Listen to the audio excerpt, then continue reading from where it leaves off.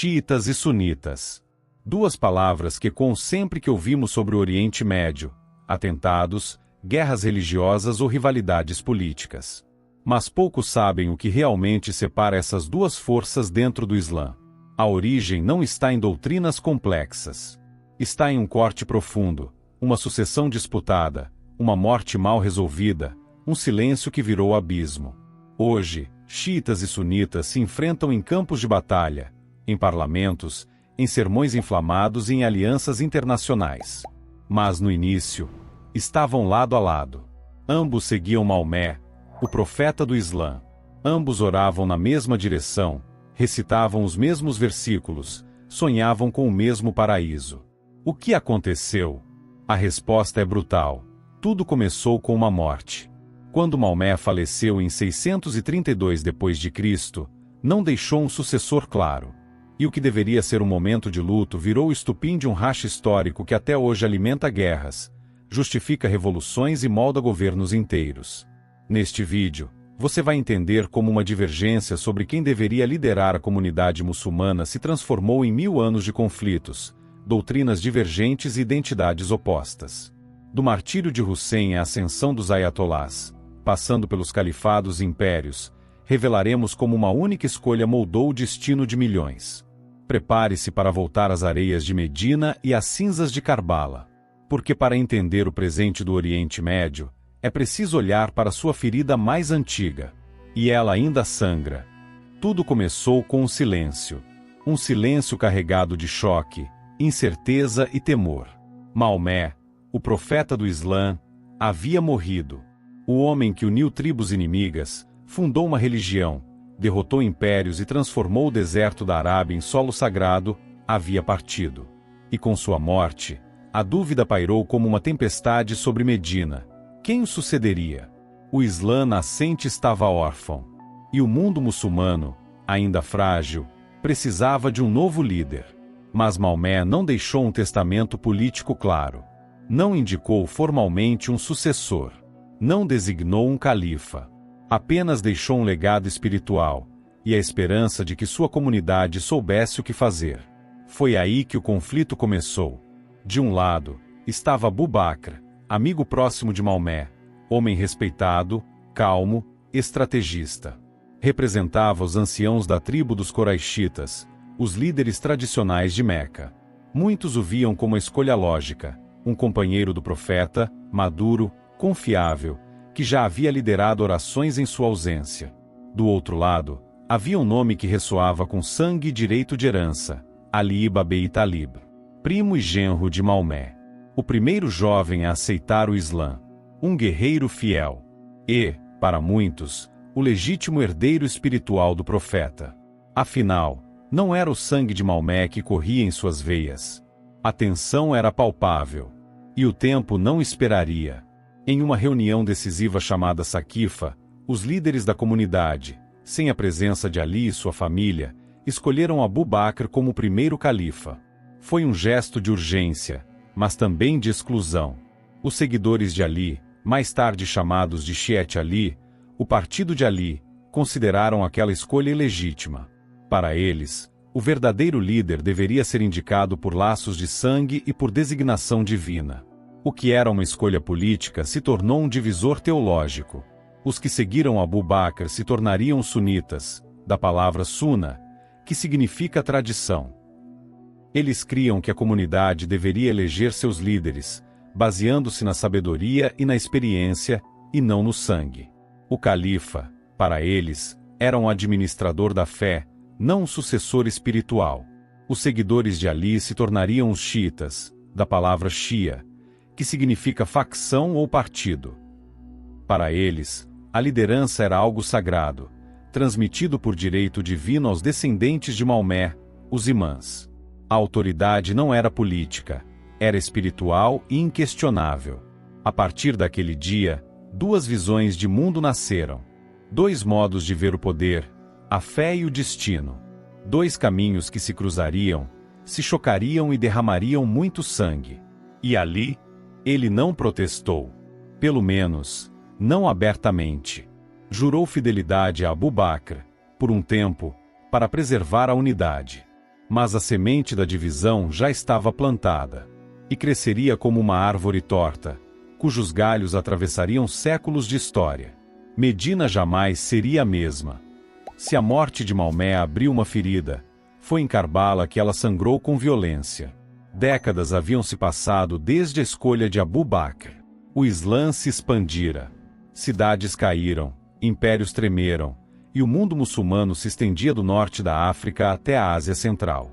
Mas enquanto os califas de Damasco festejavam conquistas, uma tensão subterrânea crescia como brasa sob a areia. A sucessão dos califas seguiu para o mar, depois Othman, e por fim Ali, que finalmente chegou ao poder, mas tarde demais. Ali governou um califado instável, dividido, ameaçado por facções e traições. Seu governo terminou com uma lâmina. Ele foi assassinado durante as orações, em uma mesquita em Kufa. O sangue da linhagem do profeta havia sido derramado. E não seria a última vez. Depois da morte de Ali, o poder caiu nas mãos de Muavia, governador da Síria e fundador da dinastia Omíada. Ele centralizou o califado em Damasco, criando uma monarquia islâmica disfarçada. Seu filho, Yazid, herdaria o trono, e com ele, a ira dos seguidores de Ali. Foi nesse cenário que entrou em cena o neto do profeta, Hussein ibn Ali. Hussein recusou-se a jurar lealdade a Yazid. Para ele, a liderança espiritual não podia ser corrompida por um regime de luxo, herança e poder político. E então, ele partiu com sua família e alguns seguidores rumo a Kufa, respondendo ao chamado de apoio dos xiitas daquela cidade. Mas no caminho, foram interceptados pelas tropas de Yazid. No deserto de Karbala, cercados, sem água, famintos, os 72 companheiros de Hussein enfrentaram um exército de milhares. O dia era 10 de Muharram, o mês sagrado. E naquele solo seco, a história foi esculpida em dor. Hussein, seu filho pequeno, seus irmãos, sobrinhos, companheiros, todos mortos. Suas cabeças foram levadas a Damasco como troféu. E as mulheres de sua família foram levadas como prisioneiras. O herdeiro do profeta foi massacrado por muçulmanos, em nome do califa. Karbala não foi apenas uma tragédia. Foi a crucificação xiita. Foi o trauma fundador. O ponto de não retorno. Desde então, os xiitas passaram a ver a história como um lamento. O mundo como injusto. O poder como algo que sempre trai os justos.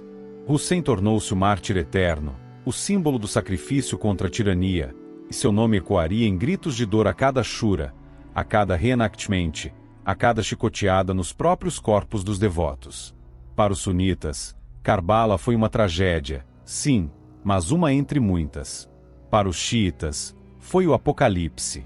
E toda autoridade que desconsiderasse o sangue de Hussein era ilegítima.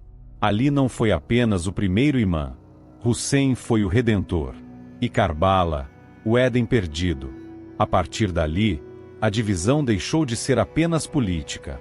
Tornou-se espiritual, cultural, emocional. Onde os sunitas viam organização, os xiitas viam opressão. Onde os sunitas viam história, os xiitas viam luto. Onde os sunitas seguiam a tradição, os xiitas carregavam o trauma. E assim, dois islãs começaram a caminhar lado a lado, separados por um campo de batalha. Após Karbala, a divisão entre sunitas e xiitas deixou de ser uma disputa por sucessão. Tornou-se um modo de viver, de pensar, de crer. Não se tratava apenas de quem deveria liderar, mas como liderar, por que liderar, e o que significava a fé no coração de cada muçulmano. Para os sunitas, a tradição, Sunna, era o guia. O Alcorão, os ensinamentos do profeta e a prática coletiva dos primeiros califas bem guiados eram a base da ortodoxia.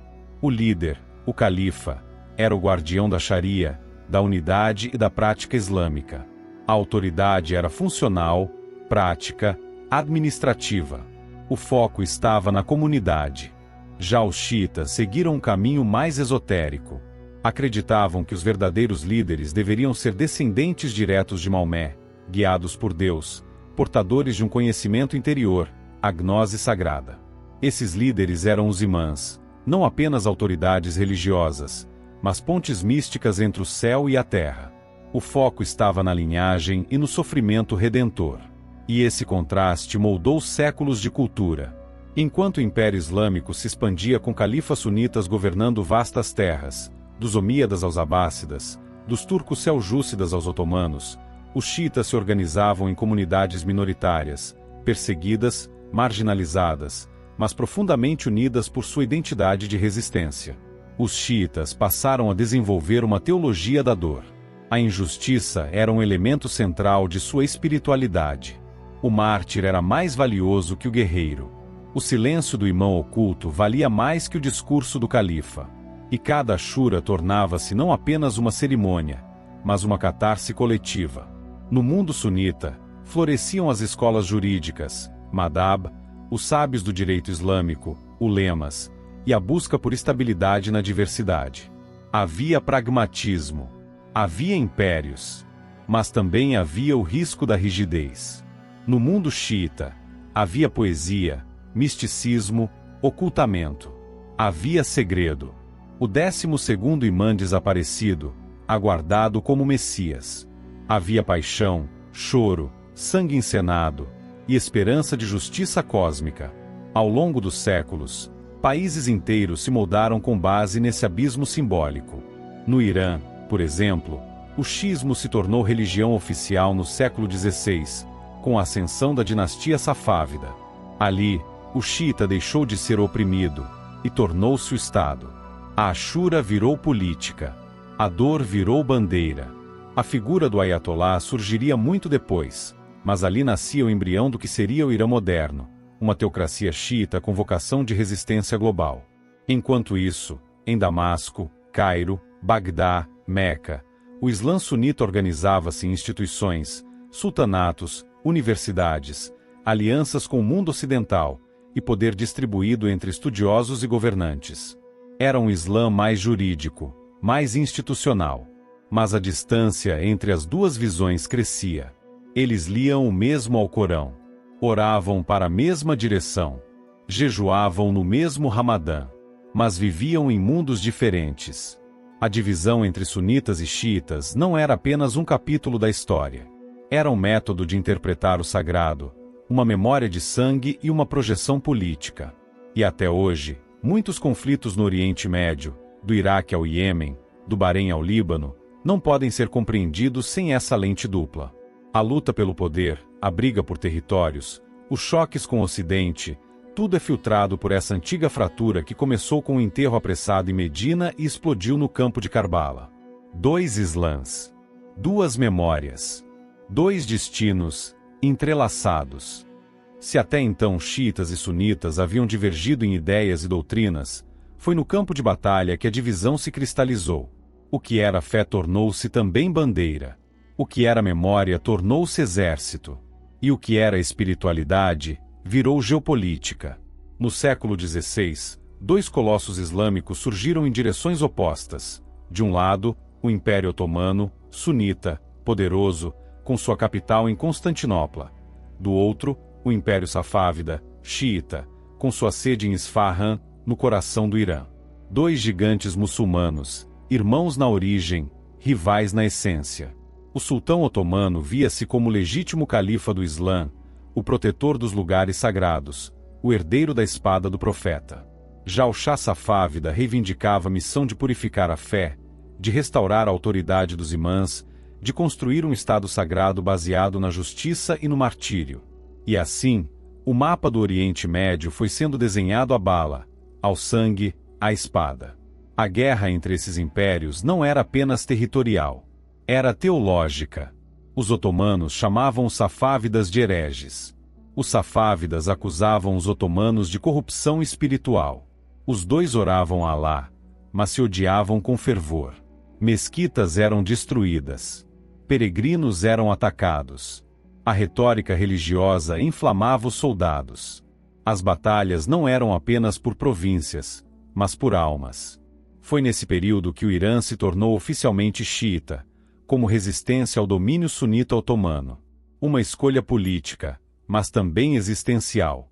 A dinastia safávida executou clérigos sunitas, reformou os rituais, promoveu o culto aos imãs e transformou o xiismo em pilar da identidade nacional persa. Enquanto isso, os otomanos expandiam seus domínios até os Balcãs, a Síria, o Egito e o norte da África, levando consigo o Islã sunita estruturado, institucional e vinculado ao poder do sultão. Era um tabuleiro complexo, onde os dois impérios se chocavam e influenciavam o destino de milhões. O que começou como uma disputa após a morte de Maomé agora moldava fronteiras, alianças e culturas. Mas havia algo mais profundo. Enquanto o mundo ocidental vivia o Renascimento, e a Europa se transformava com a reforma e a expansão marítima, o mundo islâmico estava dividido, voltado para dentro, corroído por guerras internas. A energia criativa do início do Islã dava lugar à rigidez, à censura e ao sectarismo. O xiismo desenvolveu uma hierarquia religiosa própria, marcada pela autoridade dos ayatolás. O sunismo reforçou suas escolas jurídicas e se aproximou dos impérios coloniais para garantir sobrevivência. Ambos os lados perderam algo, o espírito de unidade que havia transformado tribos em civilizações. Mas a memória dos imãs, para os xiitas, não morreu. Ela se fortaleceu. Cada golpe dos otomanos era visto como repetição de Karbala. Cada derrota era um teste. Cada resistência, um passo rumo à justiça final. E o Irã, mesmo cercado por sunitas, permaneceu como um santuário xiita, guardando seus rituais, suas procissões, suas lágrimas e sua doutrina, como uma chama acesa sob o vento. Esse capítulo da história mostrou que as ideias religiosas podem virar muros, e as palavras sagradas podem virar fronteiras. A divisão entre xiitas e sunitas não era mais apenas teológica. Ela estava gravada na terra, nas muralhas, nas mesquitas, nos livros, nas canções e nas bandeiras. O Islã havia se partido em dois, e o mundo jamais seria o mesmo.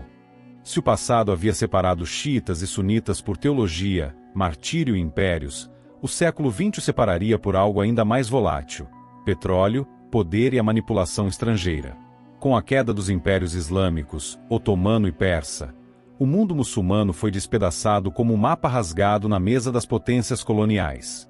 França e Inglaterra repartiram o Oriente Médio com régua e compasso, ignorando tribos, culturas e, claro, a rivalidade milenar entre xiitas e sunitas. O Acordo Sykes-Picot de 1916 desenhou fronteiras artificiais que colocaram xiitas sob governos sunitas e sunitas sob coroas xiitas. No Iraque, por exemplo, os britânicos instalaram um monarca sunita num país de maioria xiita. Era uma bomba relógio. O petróleo começava a ser explorado. E com ele, o interesse das grandes potências só crescia. Os poços de Abadan, no Irã, jorravam riqueza, mas não para os iranianos. As empresas britânicas e americanas controlavam tudo. A humilhação crescia. A injustiça fermentava. Foi nesse ambiente que emergiu uma das figuras mais polêmicas do século XX, o Ayatollah Ruhollah Khomeini. Um clérigo xiita, um revolucionário, um símbolo do ressentimento acumulado. Em 1979, ele liderou a Revolução Islâmica no Irã. O Shah foi deposto. O Ocidente foi expulso. E o Irã xiita se proclamou uma república teocrática, baseada nos ensinamentos dos imãs e nos mártires de Karbala. A Revolução de Khomeini sacudiu o mundo sunita. Os regimes do Golfo, monarquias aliadas dos Estados Unidos e firmemente sunitas, tremeram. A Arábia Saudita, em particular, viu o Irã como um inimigo existencial.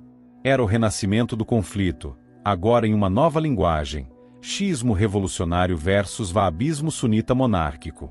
A resposta saudita foi imediata.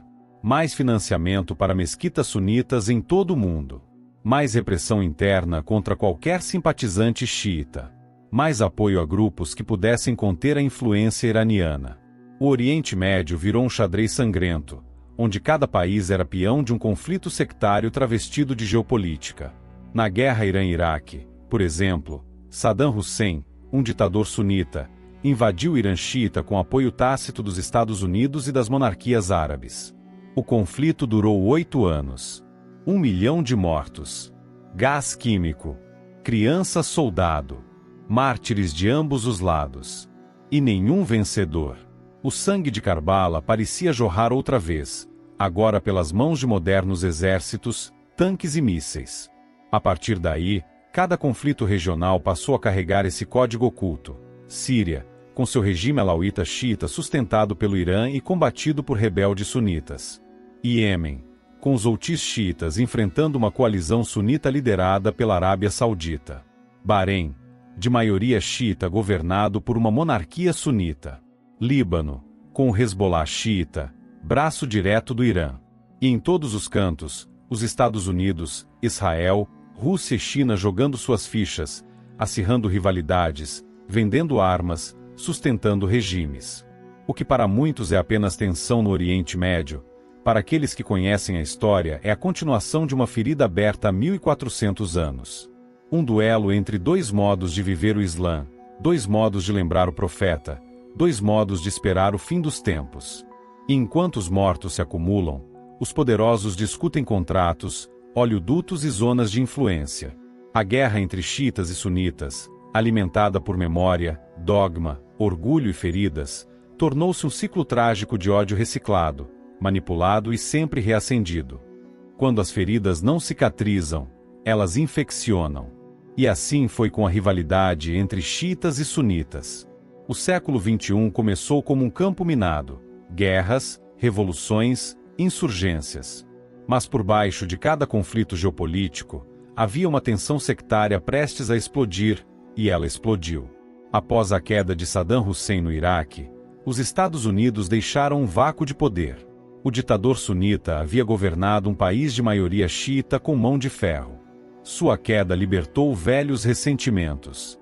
Xiitas, há séculos marginalizados, subiram ao poder. Sunitas, por sua vez, sentiram-se traídos, humilhados, sem voz. Nesse solo envenenado nasceu o grupo mais brutal do século, o Estado Islâmico.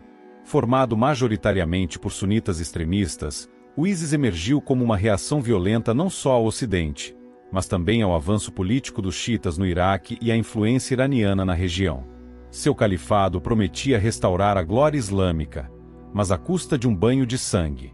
Em Mossul, Tikri, Raqqa e Kobani, jihadistas destruíam mesquitas xiitas, profanavam santuários, massacravam minorias. Em vídeos meticulosamente produzidos, mostravam execuções públicas de xiitas rotulados como apóstatas. O inimigo, para eles, não era só um infiel cristão ou judeu. Era o irmão que seguia o Islã de forma errada. Do outro lado, as milícias xiitas não ficaram atrás. Com apoio direto do Irã, grupos como a Força Quds, o Hezbollah e os Ashdod al-Shabi responderam com igual brutalidade. Em campos de batalha na Síria, Iraque e Iêmen, travaram guerras de extermínio, pintadas com a tinta da teologia, mas guiadas por interesse político. O povo, no meio disso tudo, sofre. Em Bagdá, o mercado explodido por um carro-bomba carrega o nome de Karbala. Em Damasco, bairros sunitas viram ruínas por confrontarem o regime xiita de Bashar al-Assad. No Iêmen, hospitais são destruídos enquanto sunitas e xiitas lutam por um governo fantasma. E enquanto os líderes discursam em nome de Deus, as crianças são enterradas em nome de um ódio herdado. O fanatismo que alimenta essas guerras não é novo.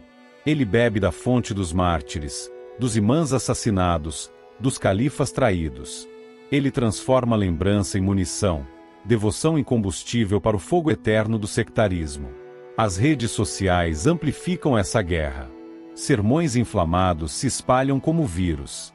Pregadores chamam os outros de cães, porcos, apóstatas. Um xiita com nome errado é morto num posto de controle. Um sunita é excluído de cargos públicos. A religião virou código de guerra. Mas há um detalhe sombrio. Quanto mais divididos estão os muçulmanos, mais os interesses externos se beneficiam. A indústria bélica próspera. As potências mantêm sua influência. As petrolíferas renovam contratos. E os povos que compartilham o mesmo livro sagrado seguem se matando pelas notas de rodapé da história. Enquanto isso, Meca e Najaf, Medina e Qom, continuam a ser lugares de fé para milhões. Mas também, silenciosamente, epicentros de uma disputa espiritual armada.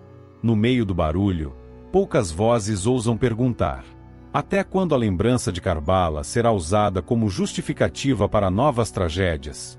Em meio ao deserto estéril da divisão, há quem acredite que a reconciliação entre xiitas e sunitas seja apenas uma miragem. Séculos de sangue, retaliações, doutrinas rivais, mártires venerados por uns e malditos por outros. Como costurar um tecido rasgado há tanto tempo? Mas toda história tem seus rebeldes contra a lógica da repetição. Nas ruas estreitas de Bagdá, jovens de ambos os ramos começam a frequentar as mesmas universidades, tocar as mesmas músicas, rir das mesmas piadas amargas sobre políticos que usam Deus como escudo. Eles sabem que nascer xiita ou sunita foi um acidente, não uma escolha. E sabem que morrer por isso seria uma estupidez. Em Beirute, uma mesquita xiita ajuda vítimas de um bombardeio, sem perguntar o nome, sem verificar o credo. Em Teherã, sunitas frequentam orações com medo, mas também com fé. No Cairo, estudiosos tentam construir pontes entre as jurisprudências, mesmo que suas palavras se percam no barulho das armas. Mas a tensão continua. O Irã ainda financia milícias. A Arábia Saudita ainda exporta sua visão puritana. As mesquitas seguem com seus sermões partidários. E os livros escolares de ambos os lados ensinam que o outro está errado, quando não amaldiçoado. A pergunta que se impõe é: a religião moldou a política ou foi a política que sequestrou a religião? Porque no início, Maomé não fundou um exército, fundou uma comunidade. A Umma. E é este ideal de uma fraternidade muçulmana acima das tribos, das escolas, dos nomes, que parece ter sido soterrado sob os escombros de Karbala, as trincheiras de Bagdá e os corredores gelados da ONU. Mas talvez, em algum minarete perdido, um último chamado à oração ainda ecoe com sinceridade. Um chamado que diga: Deus é maior do que nossas divisões. Para que isso aconteça, será preciso coragem. Coragem para enfrentar não o outro, mas a história que carregamos como espada. Coragem para dizer: meu mártir não é mais importante que o seu sofrimento. Coragem para sepultar não apenas os mortos, mas os discursos que continuam matando os vivos. Não será fácil. Os que pregam reconciliação muitas vezes morrem antes de ver os frutos. Mas cada gesto, cada ponte, cada palavra justa lançada entre xiitas e sunitas é como uma semente plantada entre pedras. E às vezes, até mesmo no deserto, flores nascem. Porque antes de serem xiitas ou sunitas, são humanos. Sofrem, amam, esperam. E se um dia Maomé chorou por sua comunidade dividida, talvez ainda haja tempo para honrar seu legado, não com guerra, mas com verdade. Se essa história te impactou, é porque ela ainda vive. O que começou no deserto, hoje se reflete em cada manchete, cada fronteira e cada oração interrompida por tiros. Mas por trás dos mapas e das armas, há pessoas, a fé, a história. Por isso, o canal Areia e Sangue existe. Aqui, desenterramos os eventos que moldam o Oriente Médio, sem filtro, sem simplificação. Contamos as origens, os conflitos, os traumas e os possíveis caminhos.